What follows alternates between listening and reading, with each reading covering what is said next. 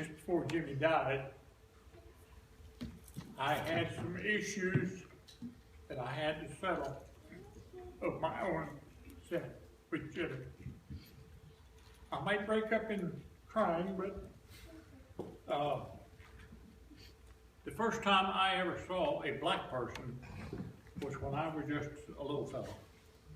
There was a gospel quartet or black group, 5 men, that came to our church in Glen Daniels, West Virginia.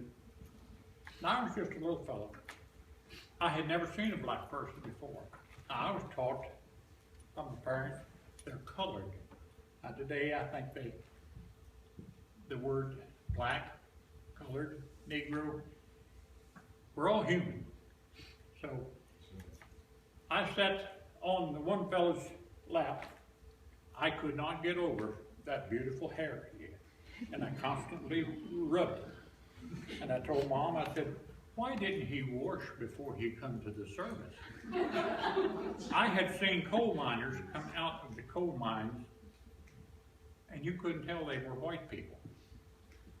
And Mom said, that is the color of his skin. I said, Mom, I would love to have a head of hair like he's got. I never seen such curly hair before. So time went on, grew up, got married, had 7 children. And of course, when Jimmy and Cindy, we started getting letters from Germany. I wasn't raised in the culture that, you know, black and white marry white, black marry black. So I hated Jimmy.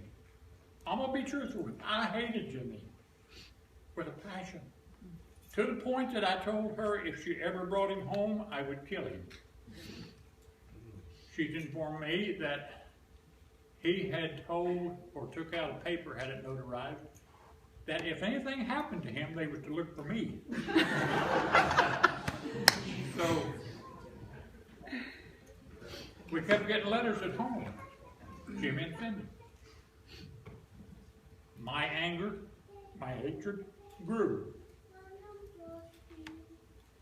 We were going to the Full Gospel Businessmen's Fellowship at the Lee Jackson restaurant, and this particular night, there was a black preacher there with an albino black lady, his wife. I had never seen an albino black person. After the service, I got to talk to this man, because I had wanted to talk to his parents, but I could never do so. I wanted to see how they felt about black marrying white.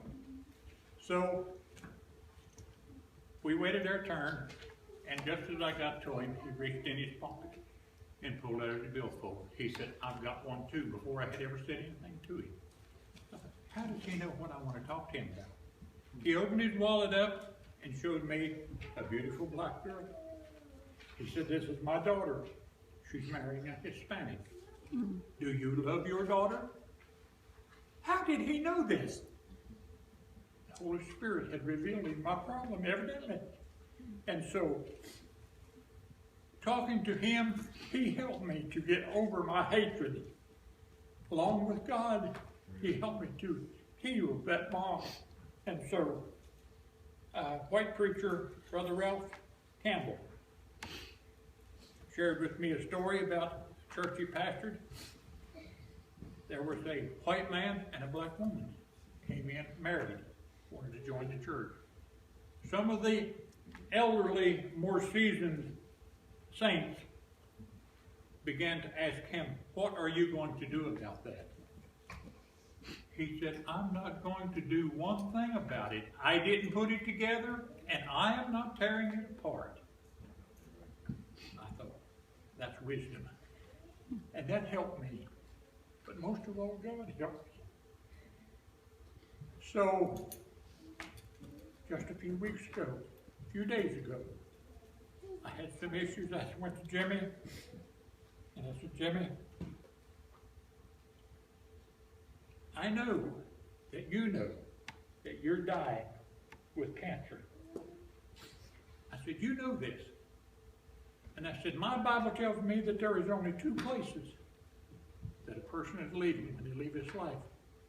Heaven or hell. And I said, if you are not saved, Jimmy, if you do not know Christ as your Savior, you're going to hell. The Bible says so. But if you know Christ as your Savior, then you're going to heaven and you'll see Pat. We sat there and we talked. Jimmy was crying. He assured me that he had accepted the Lord as his Savior. Brother Bob Clear was faithful, lived over top of him to witness to him. So I'll see Jimmy again one day. Jimmy and I got to the point that we could bond. Cindy said, oh, father-in-law, son-in-law is bonded. We could laugh, we could joke, and we could talk. I told him one time, Jimmy, if I ever met you on a moonless night in a dark alley, and you did not smile, I would not know you were there.